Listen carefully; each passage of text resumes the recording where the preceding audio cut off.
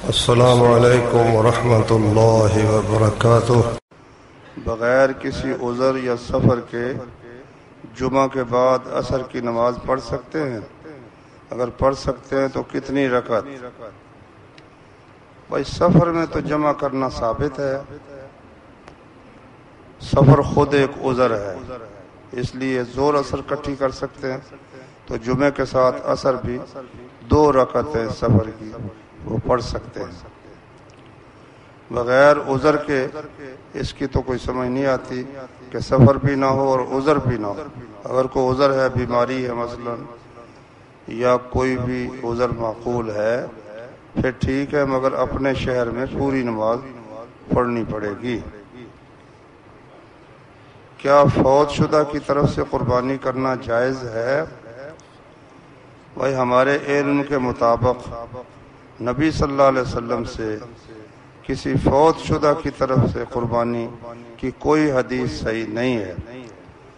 کچھ لوگ استدلال کر کے کوشش کرتے ہیں، مثلا وہ کہتے ہیں کہ دیکھو اللہ کے نبی نے فرمایا کہ یا اللہ میری طرف سے قبول کر، محمد کی طرف سے، محمد کی آل اور محمد کی امت کی طرف سے، تو امت کے لوگ تو کئی فوت بھی ہو چکے تھے تو ان کی طرف سے بھی ہو گئی، تو ٹھیک ہے۔ اگر اس طرح اگر کوئی کرے کہ یوں کہے یا اللہ میری طرف سے اور میرے والد صاحب کی طرف سے، پھر تو ٹھیک ہے، اس میں کوئی حرج کی بات نہیں ہے۔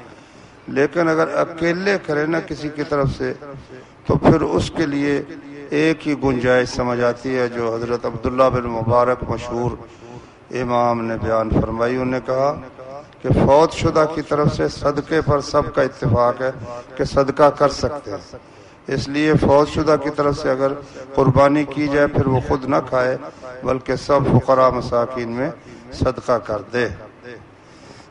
رفع الیدین اور اونچی آمین کے بغیر نماز ہو جائے گی؟ بھائی نبی صلی اللہ علیہ وسلم نے جو فرمایا نا کہ اس طرح نماز پڑھو جس طرح مجھے دیکھا ہے نماز، صلو کما رأیتمونی اصلی، جس طرح مجھے نماز پڑھتے ہوئے دیکھا اس طرح پڑھنی ہے، تو وہ تو پھر رفع یدین بھی اور اونچی آمین بھی ہوگی۔ اگر 2، 3 یا 4 رکعت والی نماز میں کسی ایک رکعت میں سورہ فاتحہ نہ پڑھ سکے یا بھول جائے اور سلام پھیرنے کے بعد یاد آ جائے تو کیا نماز ہو جائے گی؟ نہیں بھائی، جس طرح رکوع رہ جائے، سجدہ رہ جائے، قیام رہ جائے، اسی طرح سورہ فاتحہ اگر رہ گئی ہے تو وہ رکعت پھر دوبارہ پڑھے اور اس میں پھر 2 سجدے سہو کے کر لے۔ ذی الحجہ کے 9 یا 10 روزوں کے بارے بتا دیں، رکھنے چاہیے یا نہیں؟ کیونکہ ابو داود کی روایت سے آپ نے ذی الحجہ کے 9 روزے رکھنا ثابت ہے، جبکہ مسلم کی روایت سے حضرت عائشہ سے روایت ہے کہ نبی صلی اللہ علیہ وسلم نے کبھی ذی الحجہ کے عشرہ میں روزہ نہیں رکھا۔ بھائی بخاری شریف میں حدیث ہے کہ رسول اللہ صلی اللہ علیہ وسلم نے فرمایا کوئی دن ایسے نہیں جن میں نیک عمل اللہ کو ان 10 دنوں سے زیادہ محبوب ہو۔ تو انہوں نے کہا جہاد فی سبیل اللہ بھی نہیں؟ فرمایا نہیں، جہاد فی سبیل اللہ بھی نہیں، مگر جو شخص گیا جہاد میں اور پھر کوئی اپنی جان اور مال میں سے کچھ بھی لے کر واپس نہیں آئے گا، شہید ہو گیا۔ تو اس لیے ان دنوں میں جتنے نیک عمل نماز پڑھ سکے، ذکر کر سکے، روزے رکھ سکے، رکھنے چاہیے۔ اب اگر ابو داؤد میں حدیث ہے تو پھر اللہ کے نبی سے 9 دن کے روزے رکھنا ثابت ہے۔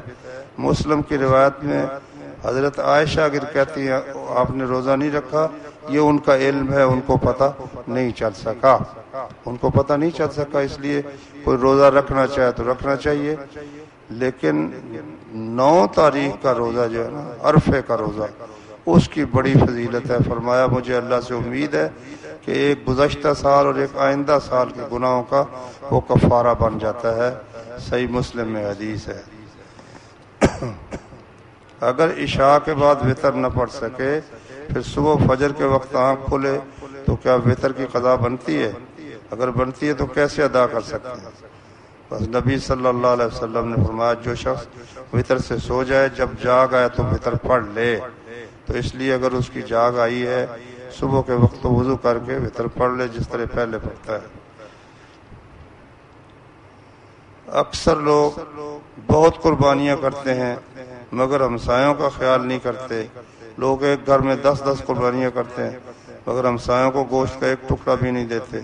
انہیں چاہیے کہ ان لوگوں کے گھروں میں گوشت بھیجیں جو قربانی نہیں کر سکتے. آج ذرا ہمسایوں کے حقوق بیان کر دیں. حج عمرے تو بہت کرتے ہیں, ہمسایوں کے حقوق یاد نہیں کرتے. یہ تو بھئی دیر سے رکا ہے, اب تو کیا ہو سکتا ہے.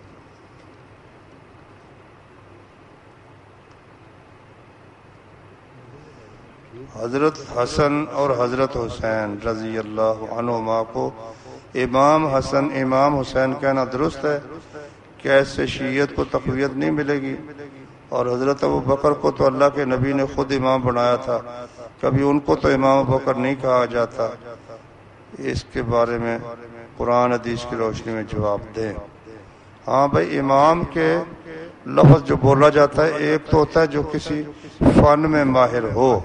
مثلا فلانا جو تھا کسائی امام, وہ نحو میں بڑا ماہر تھا اس لیے وہ نحو کا امام تھا. امام بخاری وہ حدیث کے بہت بڑے ماہر تھے. ایک امام کا یہ ہے. تو صحابہ کرام کو ان معنوں میں تو کوئی بھی امام نہیں کہتا. تو ایک امام کا معنی ہے خلیفہ. تو وہ چاروں خلیفے جو ہیں وہ امام تھے. حضرت حسن رضی اللہ عنہ کو خلافت ملی ہے, ان کو امام کہہ سکتے ہیں. حضرت حسین کو نہیں مل سکی خلافت, اس لیے ان کے متعلق یہ امام کا لفظ ان معنوں میں یہ درست نہیں ہے.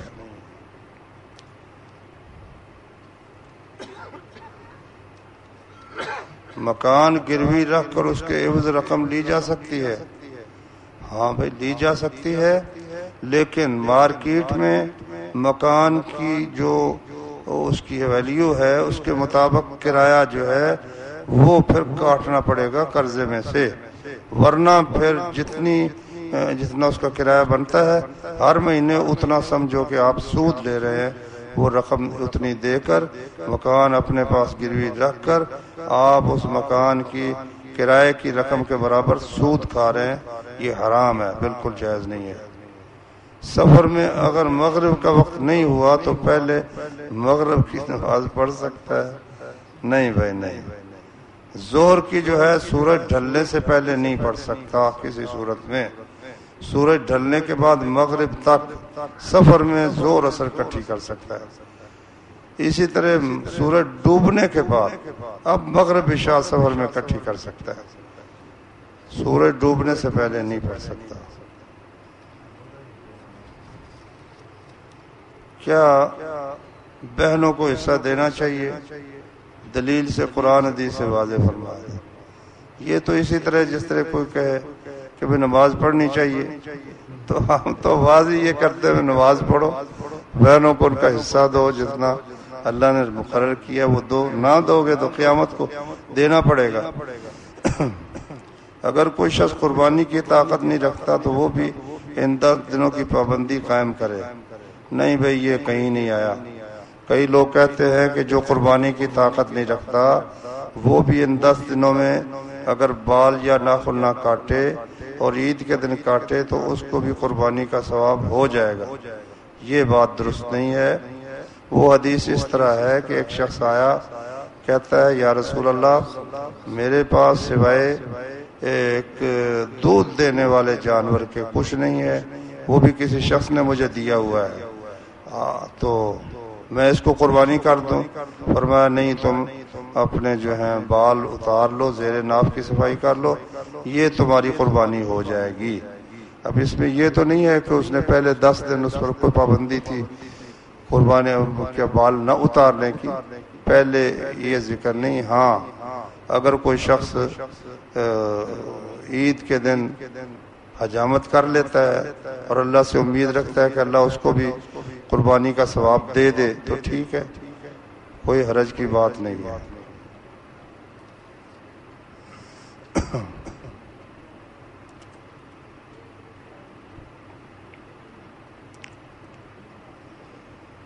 صبح کی نماز کے بعد جو یہ کلمات پڑھے اس کو 3 بیماریاں نہیں لگتی.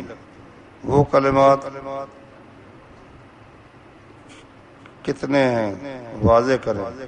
سبحان اللہ العظیم، سبحان اللہ و بحمدہ ہیں، یا یہ کلمات بھی ساتھ ہیں لا حول ولا قوت الا باللہ؟ نہ بھائی، ہم نے تو یہ حدیث نہ پڑھی نہ کہیں سنی ہے کہ جو یہ پڑھے گا اس کو 3 بیماریاں نہیں لگیں گی. ایسی کوئی حدیث ہمارے علم میں نہیں ہے.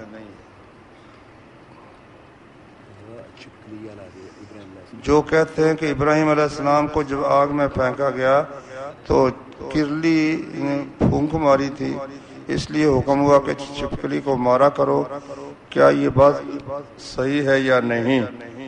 یہ بات بالکل صحیح ہے، بخاری شریف میں یہ حدیث موجود ہے.